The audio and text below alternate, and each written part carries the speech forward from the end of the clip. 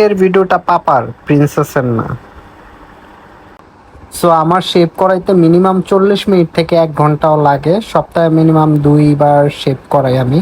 তার সাথে সাথে কমপ্লিমেন্টারি ফেসিয়ালও করা হয়, তাহলে 2 থেকে 3 ঘন্টাও লাগতে পারে।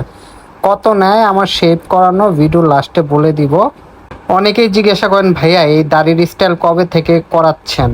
অ্যাকচুয়ালি আমি এটা 2010 সাল থেকে এইভাবেই দাড়ির স্টাইল রাখতেছি। আর এটা আমার সিগনেচার স্টাইল।